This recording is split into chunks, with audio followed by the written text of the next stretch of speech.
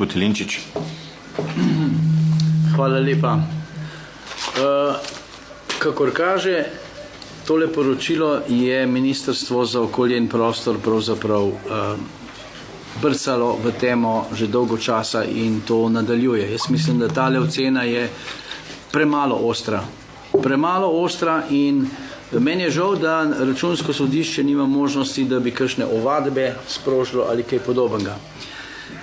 Kar se tiče pitne vode in oskrbo s pitne vode, se je v Sloveniji delalo to vse skupaj zelo mačehovsko. V bistvu in pod vplivom raznih političnih in gospodarskih subjektov, ki so za majhen denar dobili kontrolo nad slovensko vodo. Heineken pivo se dela iz ljubljanske vode. Ampak, ali pa če vzamemo Laško pivo delajo v Bosni, Heineken pivo delajo v Sloveniji, ker je v Sloveniji krasna voda in jo seveda tako naprej in tako naprej.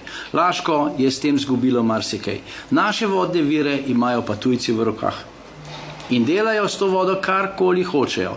Zdaj zaenkrat delajo pivo, potem bojo stekleničili vodo in jo prodajali, mi pa magari bomo ostali brez vode. Ker njih to čist nič ne briga, ampak mene boli to, da tudi naše Ministrstvo za okolje in prostor čist nič ne briga, kako bo z našimi vodami in a bomo mi lahko še pili svojo vodo ali jo bomo morali od tujcev kupovati. Dogaja se, grozljive stvari se dogaja. Zdaj Janković bo gradil tist fekalni vod čez vodonosno območje. Kje je kdo že slišal za kaj takega nekje po svetu? To lahko naredi samo nekdo, ki mu je čisto vseeno za prebivalce, ki se mu fučka, ki razmišlja samo o profitu in samo o denarju. Žal mu pa tukaj Ministrstvo za okolje in prostor ne reče stop, ne smeš, ne moreš, ne boš. Statiramo. Kako? Statiramo. Ja, no, še huje kot statira, pomagamo pri tem. To mislim, da bo treba na druge načine rešiti. In jaz se bom vprašal, kaj pa če bo prišlo enkrat do okužbe z ešerihi okoli na večjem področju ali pa s kakšno drugo boleznjo. Zdaj nam teli imigranti nosijo vse mogoče afriških in azijskih bolezni, ki jih naši prostori ne poznajo. Kdo bo kriv? Nihče, kot v Sloveniji nikoli nihče ni nič kriv za svinjarije, ki se vsakodnevno dogajajo. In potem človek se vpraša, kaj je zdaj tukaj. Odgovarjal ne bo nobeden, kdo bo pa potem kaj dobil in pridobil od tega? To je naslednje vprašanje. Ali so zadaj kakšni kšefti, ali je zadaj so kakšni investitorji, ki bodo komu dali še kaj, ni rečeno takoj, ampak čez čas ali pa kaj drugega. Čigav privatni interes je za vsem skupaj? V bistvu prihajamo do tega, da gre v tej Sloveniji za direktno zajebavanje slovenskega naroda in da se na ministrstvih in na določenih ustanovah samo režijo in si mislijo, klinc vas gleda, mi bomo naredili tako, kakor nam paše. Dajmo enkrat nehati, dajmo enkrat začeti razmišljati o lastnih ljudeh, o lastnem narodu, ne o profitih, ki bodo padli kakšnim političnim veljakom ali pa političnim strankam v žep. To je prvenstveno v Sloveniji. Lopovščina na vsakem koraku, pa nikomur se ne zgodi. Enega reveža bojo tam olupili, vsemu bojo pobrali milijarda evrov opranega terorističnega denarja ali pa gradnja teroristične celice tamle v Ljubljani, ki jo je Katar financiral. To pa menimo nič. Po sistemu, men bo v redu, jaz bom zase pa za svoje poskrbo, ostale pa klinc gleda. Točno tako in tako ljudje razmišljajo. In jaz upam, da se bojo enkrat ljudje dvignili, čeprav mislim, da v Sloveniji, ki smo posranci, pa razen parih ljudi, ki nimajo jajc, da bi kaj naredili, bo to trajalo še dolg časa. Cela kopica takih zadev je. Mogoče, da malo še skočem čez. Mi osvetljujemo, imamo zakon o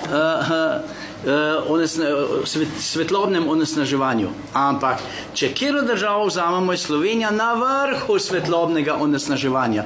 Zaradi tega, ker so se zmenili in delali kšefte z tako svetilnostjo, da je noro.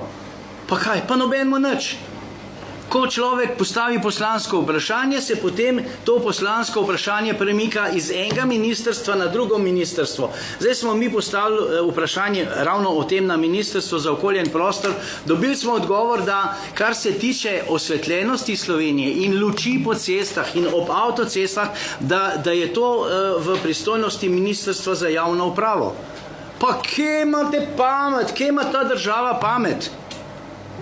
To se pravi, za druge zadeve bomo vprašali, kaj v zvezi z boleznjo, bi rekli, ne, poslušajte, vprašajte to na financ ministrstvo. Oni so specialisti za medicino. V take absurde gremo v Sloveniji. In zato, ker gremo v take absurde, je vse skupaj v razsulu.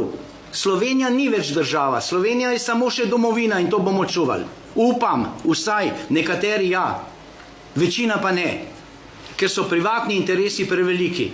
In pri vseh teh zadevah gre zgolj za privatne interese. In če pogledamo tele odlično izvedene zadeve, ki jih je naredilo Računsko sodišče, že samo zemljevide pogledajte, pa boste videli, koga je vse narobe in kaj se ni naredilo. In ne pravim, da se ni naredilo zdaj, v zadnjem trajanju. Ni se naredilo od leta 1991 naprej. Pol pa se čudite, za koga ljudje pravijo, Jugoslavija je bila majka.